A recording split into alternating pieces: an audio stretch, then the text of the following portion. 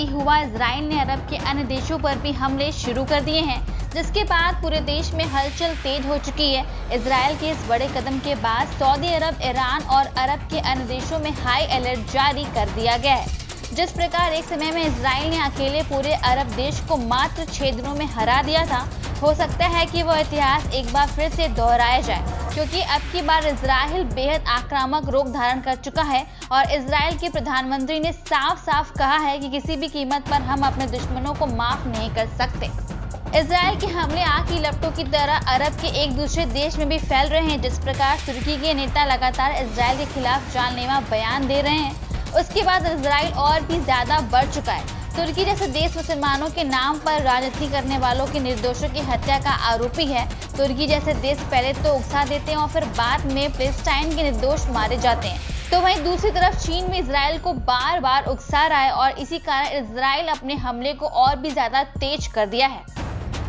एक तरफ चीन और तुर्की जैसे देश इजराइल पर लगाम कसने के लिए उसके खिलाफ खतरनाक बयान दे रहे हैं, लेकिन यही बयान इजराइल के घाव पर नमक छिड़क रहा है और इसी कारण इजराइल ने विध्वंसक रूप धारण कर लिया है और अब किसी भी कीमत पर अपने दुश्मनों को नहीं बख्शने वाला है इजराइल। और हो सकता है कि आने वाले समय में चीन और तुर्की पर भी काफी तेज हमला कर सकता है और इसमें कोई संदेह की बात नहीं है। अगर इजराइल को नहीं रोका गया तो यह युद्ध पूरे अरब में तबाही मचा देगा और हो सकता है कि यहाँ से तीसरे विश्व युद्ध की शुरुआत भी हो जाए, क्योंकि ऑलरेडी इस युद्ध में पूरा विश्व 2 खेमों में बढ़ चुका है। जो लोग मुसलमानों के नाम पर राजनीति कर रहे हैं, उन्हें चीन के द्वारा किए गए उइगर मुसलमानों पर बर्बरता नहीं दिखता, क्योंकि वे लोग चीन के साथ व्यापार जो करते हैं। इजराइल और फिलिस्तीन के बीच एक हफ्ते से भी अधिक समय से जारी संघर्ष थमने का नाम नहीं ले रहा है।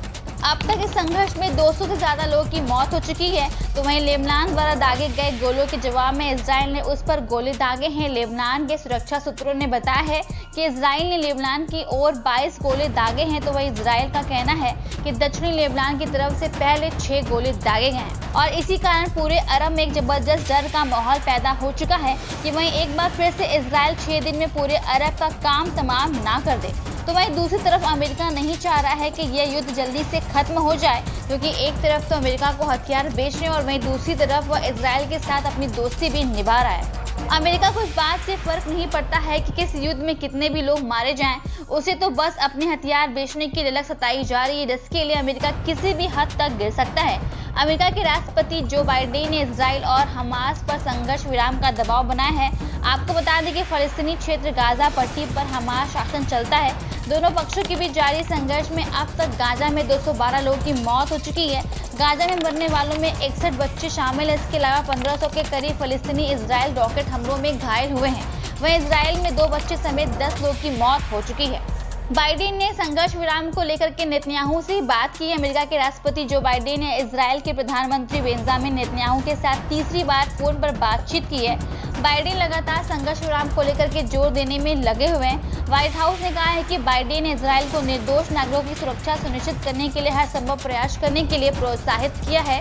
दोनों नेताओं ने गाजा में हमास समेत अन्य चरमपंथी संगठनों के खिलाफ इजरायली सेना के ऑपरेशन की प्रगति को लेकर के बात की। इजराइल ने दक्षिणी लेबनान पर दागे गोले। इजरायली सेना ने कहा है कि लेबनान की तरफ से उत्तरी इजराइल पर 6 गोले दागे गए हैं, लेकिन ये सीमा को पार नहीं कर पाए। इसने कहा है कि जवाबी कार्रवाई करते हुए लेबनान में गोले दागने वाले लॉन्च पैड को निशाना बनाते हुए सेना ने भी गोले दागे।